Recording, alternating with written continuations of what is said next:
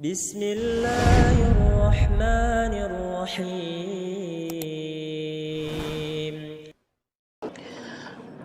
بسم الله الرحمن الرحيم. السلام عليكم ورحمة الله وبركاته. الحمد لله رب العالمين وبه نستعين على أمور الدنيا والدين, wassalatu wassalamu ala habibina wa nabiyyina Muhammadin wa ala alihi wa sahbihi ajma'in, amma ba'd. Kaum muslimin dan kaum muslimat rahimani Allah wa iyyakum jami'an. Tadi malam telah kita sebutkan formasi 4-3-3. Lini belakang, lini tengah dan lini depan dalam Liga Ramadan tahun ini. Telah kita sebutkan lini belakang ada 4, lini tengah ada 3. Sebelum kita masuk lini depan, kita ulang kembali sebagai tazkirah. Lini belakang ada 4. Yang pertama ilmu, yang kedua taubat, yang ketiga latihan, dan yang keempat tekad. Adapun lini tengah ada 3. Yang pertama isti'anah, memohon pertolongan kepada Allah. Yang kedua waktu, memanfaatkan waktu. Yang ketiga dakwah, yaitu mengajak orang sebanyak-banyaknya dekat dengan Allah Subhanahu wa taala. Sedangkan yang terakhir adalah lini depan, ada 3. Yang pertama adalah syukur. Kita bersyukur kepada Allah telah dipilih di antara hamba-hambanya yang bisa memanfaatkan kesempatan untuk beribadah. Alhamdulillahilladzi bi ni'matihi tatimmus shalihat. Segala puji bagi Allah, dengan nikmatnya lah sempurna amal-amal saleh. Kalau bukan karena nikmat dari Allah Subhanahu wa taala, kita tidak akan bernikmat-nikmat dengan ibadah ini. Oleh karenanya, ketika pun nanti orang-orang sudah masuk ke dalam surga, mereka bersyukur. Alhamdulillahilladzi hadana li hadza. Segala puji bagi Allah yang telah menunjuki kami jalan ini. Wa ma kunna linahtadiya laula an hadana Allah. Kami tidak akan mendapat petunjuk jika Allah tidak beri petunjuk. Maka syukur kita kepada Allah, digerakkan hati kita masih taat. Ada yang menyebutkan 1,8 miliar manusia di dunia, ada sampai mengatakan 2 miliar. Tapi tahukah kita masih lebih dari 50%-nya belum menyembah Allah. Alhamdulillah, segala puji bagi Allah yang telah memilih kita mau taat kepadanya. Ini kesyukuran. Maka saat selesai pun Ramadan, Allah ingatkan walitukmilul iddata walitukabbirullaha ala ma hadakum wa la'allakum tashkurun. Sungguh ini luar biasa. Kalau ada hamba-hamba Allah nikmat dengan perbuatan maksiatnya, sedangkan orang-orang soleh nikmat dengan ketaatannya. Dan kenikmatan itu, kelezatan itu tidak semua hamba dititip oleh Allah Subhanahu wa taala. Alhamdulillah. Ini yang pertama. Lini depan kita bersyukur kepada Allah. Kemudian yang kedua, istiqamah. Istiqamah bahasa sederhananya adalah melakukan sesuatu berulang-ulang sampai mati. Melakukan sesuatu berulang-ulang sampai mati. Walau hanya 1 rakaat solat witir, tapi setiap malam sampai mati kita lakukan. Solat jamaah 5 waktu terus menerus kita lakukan sampai mati, itulah istiqamah. Dan orang istiqamah besar peluang husnul khatimah. Setiap kebaikan yang kita lakukan, sekecil apapun itu, kita coba istiqamah. Contoh lain, ada istilah S3, sedekah 1000 sehari. Tidak banyak, 1000. Setiap hari 1000. Istiqomah sampai mati. Dan orang yang istiqomah ini sebagaimana disebutkan oleh Syekhul Islam Ibnu Taimiyah, karamah yang tertinggi adalah istiqomah. Itu yang kedua. Yang ketiga, jangan bunuh diri gol. Jangan bunuh diri masukkan bola ke gawang. Apa maknanya? Amalan yang sudah kita kumpulkan jangan sampai jebol, tidak mendapatkan pahala. Jaga pahala amalan kita. Karena boleh jadi ada orang bunuh diri, masukkan ke gawang sendiri. Boleh jadi dengan sengaja atau tanpa sengaja. Kalau tanpa sengaja dia masukkan gol ke gawangnya sendiri, mungkin masih dimaklumi. Tapi kalau dengan sengaja dia masukkan bola ke gawangnya, itu nggak bisa diterima akal sehat. Adakah orang-orang yang berpuasa di tahun 1447 Hijriah tahun ini yang merusak amal-amal solehnya? Boleh jadi ada. Dengan sengaja? Boleh jadi dengan sengaja. Karena memang kenyataannya di akhirat Allah sebutkan, ada orang kumpulkan amal soleh, tapi faja'alnahu haba'an mansura, kami jadikan seperti debu berterbangan. Apa contoh kasusnya? Amalan seseorang gugur tanpa memiliki manfaat untuk dirinya. Contohnya adalah ghibah. Apa arti ghibah? Zikruka akhaka bima yakrah, menceritakan orang lain, jika orang itu dengar dia marah. Bahasa lain apa lagi selain ghibah bahasa Indonesianya? Gosip. Gosip, kita ceritakan seseorang, si fulan itu korupsi. Walaupun benar orang itu korupsi, kalau kita ceritakan ke orang lain dan jika dia dengar dia marah, itu sudah masuk ghibah. Kalau enggak benar dia korupsi, itu masuk buhtan. Buhtan itu lebih tinggi daripada kadzib. Kadzib artinya dusta, buhtan dusta kuadrat.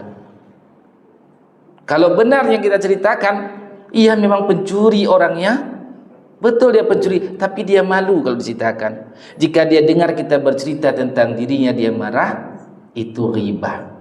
Boleh jadi kita berlelah-lelah baca Quran sepanjang Ramadan, lelah-lelah tarawih sepanjang Ramadan, banyak sedekah-sedekah kita selama Ramadan, harus diterima oleh si pencuri pahalanya. Kok bisa? Kenapa bisa? Saya yang puasa, dia dapat pahala puasa. Karena kita menghibah dia. Oh ternyata habis saldo puasa kita, nggak ada lagi, habis pahala.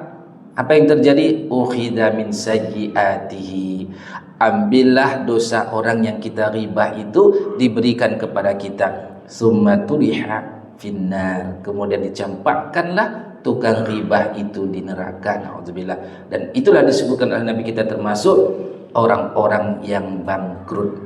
Banyak pahalanya, tapi pahalanya tidak bisa berguna untuknya, harus dikasih ke orang lain. Na'udzubillah. Jangan sampai masukkan bola ke gawang sendiri. Jaga amal kita. Belum tentu banyak saldo kita ini. Kalau sudah belum tentu banyak pun, masih kita kasih ke orang lain. Betapa sombongnya kita ini. Harus kasih ke orang lain, kita saja tidak cukup. Hadirin yang dimuliakan Allah Subhanahu wa taala, itulah Liga Ramadan. Apa sebabnya tema ini kita ambil? Terinspirasi dari dua latar belakang. Yang pertama, agar mudah diingat. Jangan sampai setelah pulang dari tarawih tadi malam dan pulang dari subuh ini, ketika ditanya oleh orang rumah, apa isi ceramahnya? Enak sekali, enak sekali, enak. Apa isinya? Karena enaknya nggak ingat lagi satu pun. Kesian. Jadi ada berapa jadinya? 4-3-3. Nanti kalau sudah lupa boleh chat saya apa saja tadi.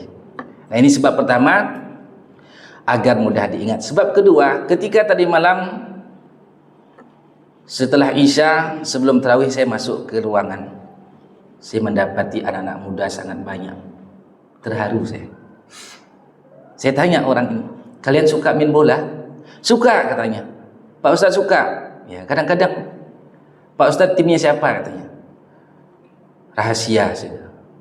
Nah, karena mereka sukanya bola, saya cobalah meramu itu tadi malam dengan menggunakan Liga Ramadan 433. Selesai ceramah tadi malam, datang satu orang mengatakan, Pak Ustaz, bukan 433, tapi 4321. Masya Allah, tahun depan kita buat itu. Saya bilang, hadirin mereka Allah SWT, anak-anak muda itu manusia langka zaman sekarang. Harus kita orbitkan, harus kita pelihara, kita berikan apresiasi yang tinggi kepada mereka, karena tidak banyak masjid yang memiliki anak muda seperti itu. Bahkan ada sebahagian masjid, khususnya di kampung, langkahnya anak muda lebih langka daripada al-lu'lu' wal marjan. Apa artinya al-lu'lu' wal marjan? Intan permata lebih langka. Tak ada anak muda, tapi tadi malam, Masya Allah, saya teringat, ini tambahan, dalam kitab An-Nafaqatu wa Idaratuha fid Daulatil Abbasiyah, bagaimana masyarakat dan negara saat itu menghargai ilmu. Nanti ada kaitan dengan anak muda, menghargai ilmu. Disebutkan diantaranya, wa amma rawatibul muallimina fakanat rawatibal muadzinin alfa dinarin fis sanah. Gaji orang yang mengajar disamakan gajinya dengan seorang muadzin. Berapa gajinya per tahun? 1000 dinar. 1 dinar itu 4,25 gram emas. 1 dinar. Kalau 1000 dinar, kita ambil saja supaya mudah. 1 dinar itu kita ambil 1 manyamnya biren. 1 manyam biren 2-3 hari lalu saya tanya, harganya sekarang 8 juta. Kalikan 1000 kali 8 juta, berapa miliar? 8 miliar gaji setahun. Kalau kita bagi 12, berapa per bulan? Kira-kira 600 juta per bulan gaji muadzin. Gaji muadzin 600 juta. Di mana ada? Per bulan. Kalau begitu gaji muadzin seorang anak muda kita buat, tidakkah berebut mereka jadi muadzin? 600 juta satu bulan. Dahsyat lagi di masanya Harun ar-Rasyid. Itu baru muadzin, itu muadzin. Lain lagi nanti pengajar hadis, pengajar fikih. Di masa Harun ar-Rasyid lebih dahsyat lagi.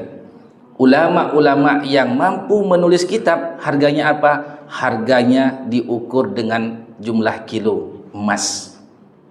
Kalau kitabnya itu ada 5 kilo, 5 kilo emas. Maka begitu luar biasa perkembangan ilmu saat itu.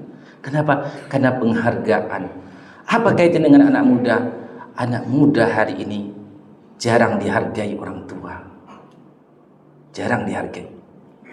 Akhirnya lebih banyak di luar masjid daripada di dalam masjid. Maka mereka manusia langka.